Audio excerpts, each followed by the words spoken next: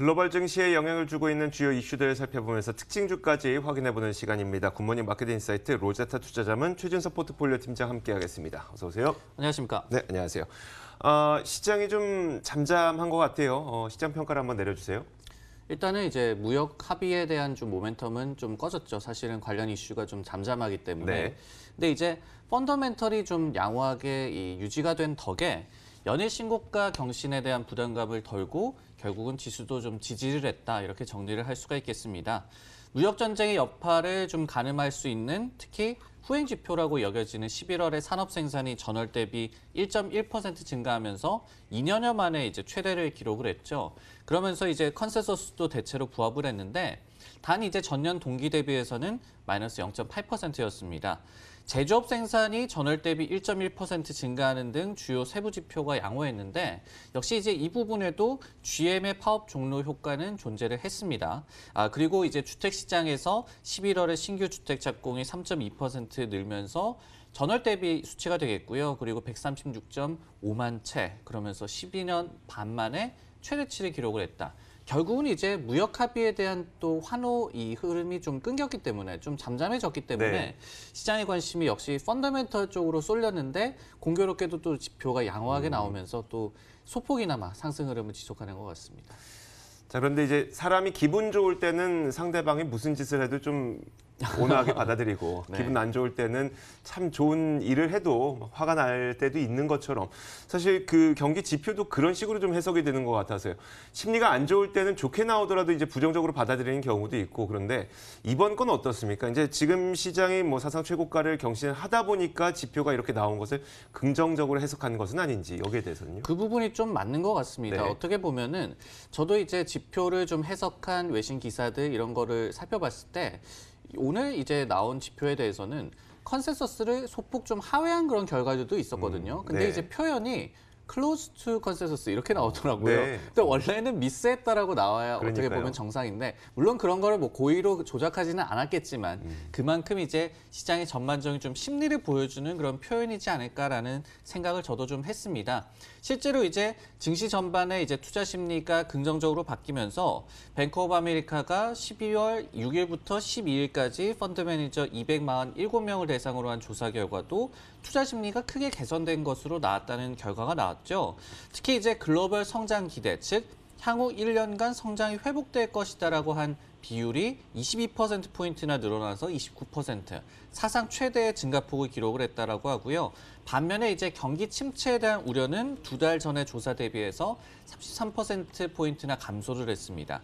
강세장의 이제 고점은 S&P 500 지수 기준으로 3,321을 제시를 하면서 물론 지금 지수가 너무 좀 많이 올라왔기 때문에 업사이드는 크지 않다라고 볼 수도 있겠지만은 네. 이 조사 결과 펀드 매니저들은 지금 아직도 현금이 좀 기다리고 있는 그런 수요가 있다. 그러면서 증시로 더욱더 흘러 들어갈 여지가 있다라고 얘기를 했습니다. 목표 주가는 또 지수가 올라가다 보면은 또 따라 올라가는 거니까요. 이런 네. 부분들을 또 감안해야 될 것 같습니다. 알겠습니다.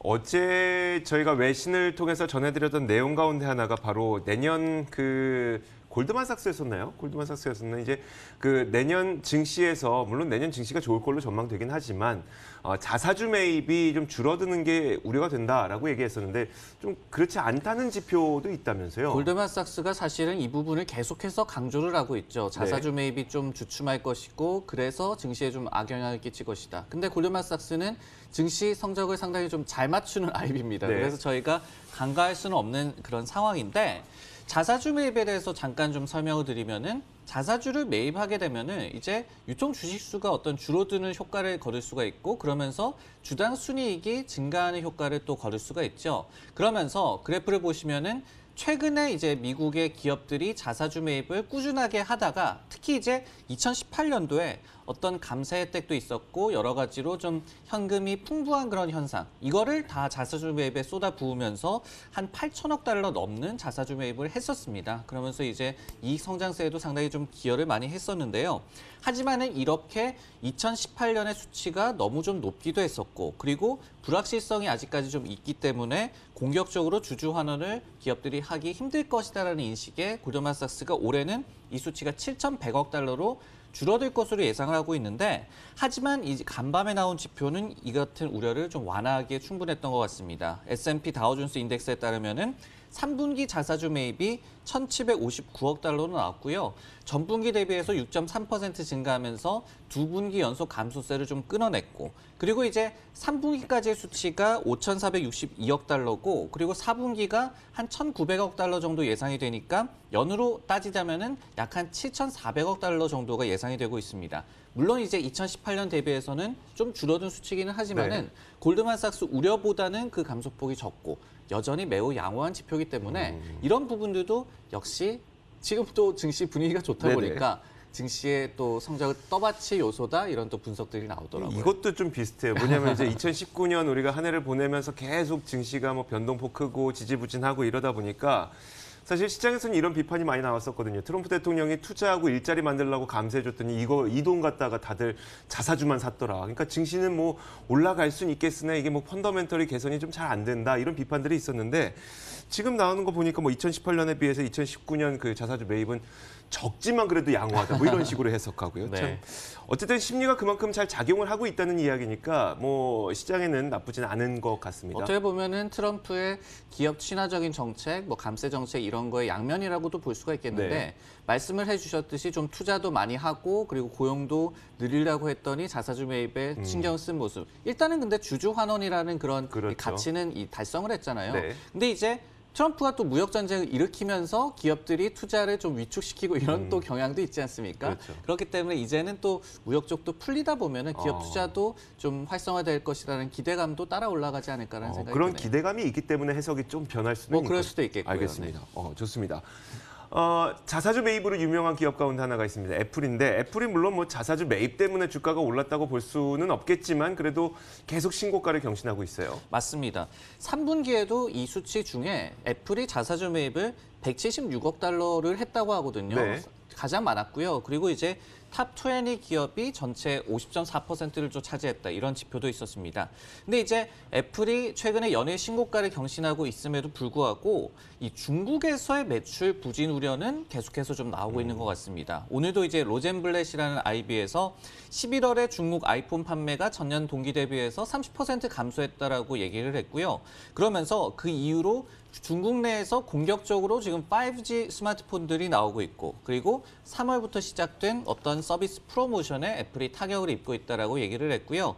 아이폰 11의 생산이 내년 3월 분기 기준으로 한 60% 전분기 대비 감소가 예상이 되고 그리고 전체 생산도 한 40%에서 45% 정도 감소를 이 IB에서는 점쳤습니다. 알겠습니다. 사실 저는 그 애플을 굉장히 좋아하고 또 애플 제품도 굉장히 많이 사용하는 사람 중에 하나인데 네. 그러다 보니까 이제 애플은 더 이상 뭐 제조 기업이 아니라 이제 서비스 기업으로 좀 변모하고 있다라는 생각도 많이 갖고 있거든요. 그런데 어쨌든 중국에서 매출이 부진하다는 것은 좀 우려감이 될 수밖에 없어요. 그리고 좀 이 우려감을 키우는 요인은 이 같은 얘기가 꾸준하게 지금 나오고 있다라는 얘기죠. 네. 로젠블렛은 물론 매도 투자 의견을 애플에 대해서 갖고 있고요. 그리고 목표 주가도 150달러를 제시를 하고 있기 때문에 상당히 좀 배어입니다. 그렇기 때문에 이 IB의 어떤 투자 의견을 맹신할 수는 없는 그런 모양인데 원래 항상 이렇게 목표 주가를 낮게 책정해왔던 애플에 대해서는 것이나요? 상당히 좀 보수적으로 그런 투자 의견을 제시하는 그런 IB고요. 네네. 하지만은 이제 간과할 수 없는 게 말씀을 드렸듯이 중국에서의 매출 부진 우려는 최근에 좀 줄을 잇고 있다.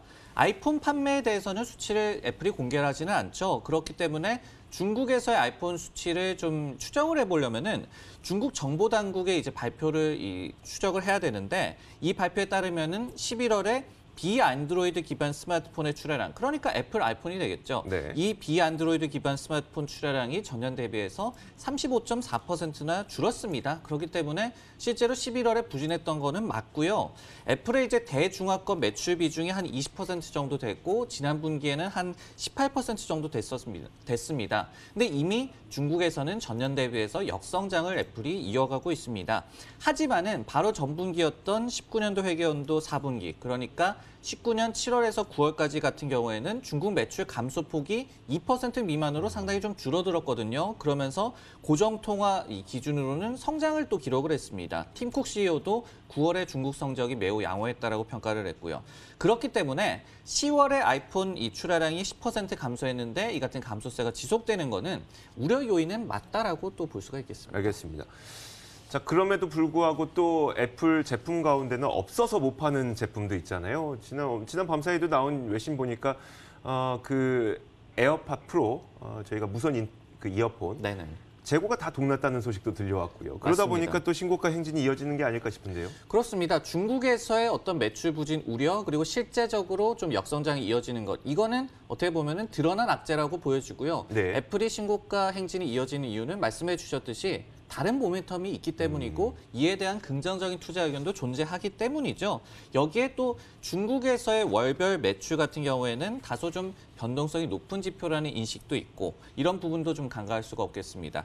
특히 이제 말씀해 주셨던 그런 웨어러블에 대한 기대감이 상당한데 시티그룹 같은 경우에는 2020 회계연도 1분기의 웨어러블 매출이 100억 달러를 돌파할 것이라고 예상을 하기도 했습니다. 그 전분기가 65억 달러였거든요. 네. 상당히 좀 많이 늘어난 수치를 제시를 했고 이 밖에 애플 같은 경우에는 5G 폰이 아직도 출시도 안 했다라는 기대감이 남아있고 여기에 또 무역전쟁 이 이슈가 완화된 것의 수혜주 이런 부분들은 이제 또 시작이라고 볼 수가 있겠죠. 그렇죠. 그렇기 때문에 1월 말에 이제 애플이 실적을 발표할 것으로 보이기 때문에 시간이 좀 많이 남았습니다. 네. 앞으로도 좀 호재와 그리고 악재에 대해서 좀 갑론을렴이 펼쳐지면서 어느 쪽이 우세함에 따라서 이 신고가 행진이 더욱더 이어지느냐 아니면 어떤 또 시점이 와서 이 모멘텀이 꺾이느냐 좀 관전 포인트가 될 것 같습니다. 그러겠네요. 알겠습니다. 자, 애플에 대해서까지 살펴봤습니다. 특징조 하나 살펴볼 텐데 넷플릭스입니다. 넷플릭스가 뭐 한참 좀 고생하는가 싶더니 또 어젯밤에는 굉장히 많이 올랐네요. 그 이유가 무엇이었을까요? 이 주요 내용을 살펴보면요. 공시 자료를 냈습니다. 근데 이거를 통해서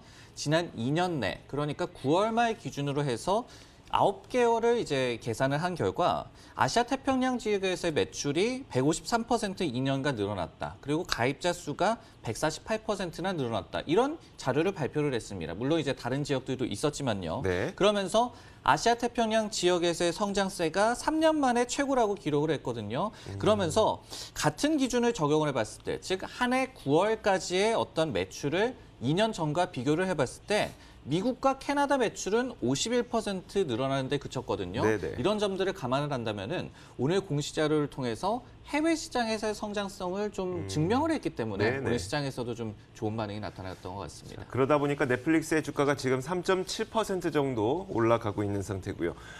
넷플릭스를 저희가 많이 다뤘지만 미국 내에서 가입자를 지금 당장 크게 늘리기는 좀 어렵다는 이야기는 많이 했었잖아요. 그러다 네. 보니까 해외 시장에서 한번 늘려보자라는 전략을 좀 갖고 있는 것 같아요. 그렇습니다. 그리고 실제로 미국 대비해서 해외에서의 성장성이 상당히 좀 높고요. 네. 그런 점을 이번에 회사에서 굳이 또 강조를 하면서 이제 주가 상승을 좀 이끄는 어떤 IR의 역할을 좀 잘 했다고도 보여지는데 그래프를 한번 보시면요. 넷플릭스는 원래도 해외에서의 이 가입자 수 증가세가 성장을 지금 주도하고 있습니다.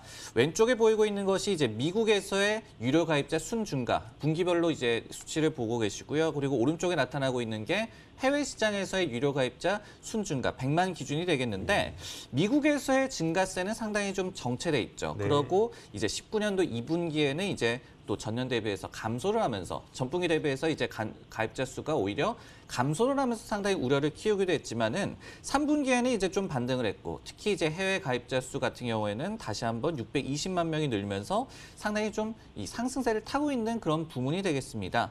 4분기 이제 가입자 수가 실적 발표와 함께 발표가 될 텐데 일단 이제 증가폭 컨센서스 자체도 미국은 한 5% 정도 그리고 해외는 30%로 점치고 있을 만큼 역시 해외와 미국에서의 양극화가 넷플릭스는 상당히 좀 심하게 전개가 되고 있습니다. 최근 이제 파이퍼 제플이라는 IB에서는 이 미국에서의 가입자 수 증가세를 6% 그리고 4분기에 해외 시장에서의 가입자 수 증가세를 31%로 점치면서 서프라이즈를 기대를 했거든요.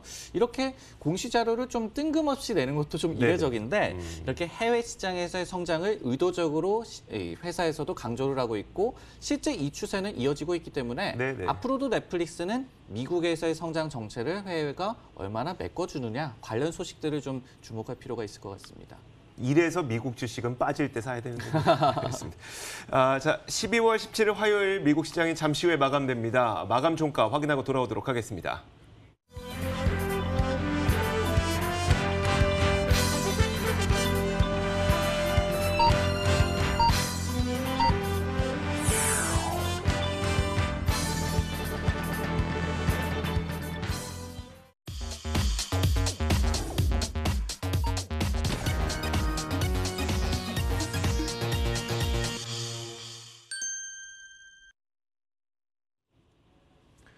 자, 12월 17일 화요일 미국 증시가 마감됐습니다. 3대 지수 모두 상승으로 마감을 했고요. 강한 상승은 아니었습니다만 상승세는 유지한 채 시장을 마쳤습니다.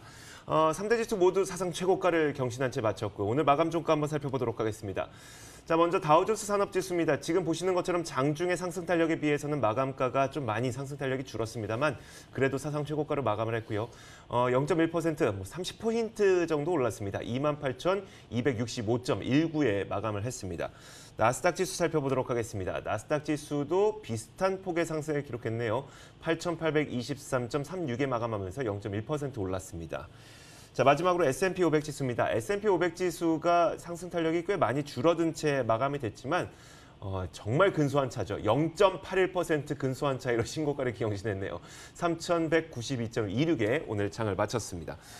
자, 증시도 그랬고 금 가격도 그렇게 크게 떨어지지도 않고 오늘 한차례 쉬어가는 분위기였던 것 같아요. 맞습니다. 무역 합의에 대해서 미미한 반응이 나왔다가 시간차를 두고 긍정적으로 좀 환호를 했다가 이제 펀더멘털에 집중하는 시기가 왔고 때마침 양호한 지표가 나왔고 근데 또 이거에 대해서 지금 고점 부담이 있기 때문에 큰 폭으로 좀 상승하기는 힘들었고 다만 그래도 상승세를 이어갔다라는 점, 또 한 번 신고가를 경신했다라는 점은 그만큼 좀 투자 심리가 많이 좀 좋아졌다 이 부분을 좀 대변하는 것 같습니다. 좋은 투자 심리와 부담스럽다는 심리, 이것도 나쁜 건 아니지만 부담스럽다는 심리가 좀 치열하게 맞붙었던 시장인 것 같네요. 그렇습니다. 알겠습니다.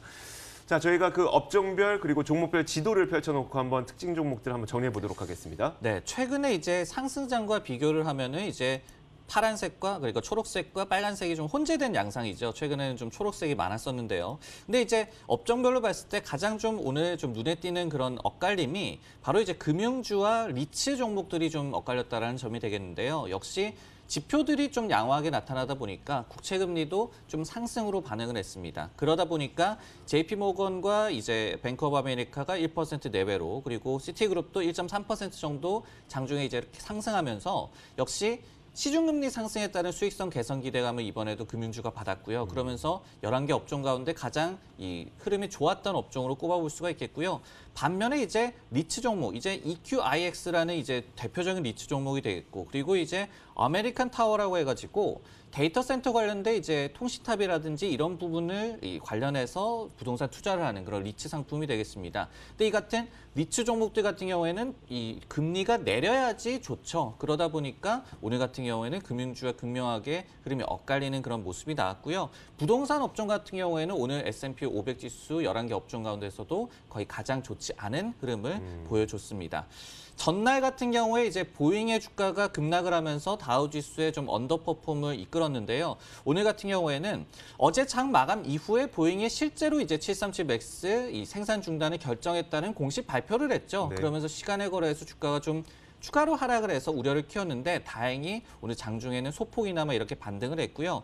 반면에 이제 오라클 같은 경우에는 지금 거의 가장 진하게 빨간색이 지금 표시가 돼 있는데 말씀을 드렸듯이 지난주에 실적 발표 이후에 계속해서 좀 주가 하락세가 연일 좀 이어지고 있는 것 같습니다. 알겠습니다. 자, 이렇게 그 미국 증시는 이 금리에 따라서 움직이는 극명하게 움직이는 종목들 그리고 실적에 따라서 극명하게 움직이는 종목들이 있어서 잘만 공부한다면 또 투자의 기회를 잘 찾을 수 있는 미국 주식들이기도 합니다. 자, 오늘 여기까지 하도록 하겠습니다. 로제타 투자자문 최진석 포트폴리오 팀장과 함께 이야기 나눠봤습니다. 고맙습니다. 네, 고맙습니다.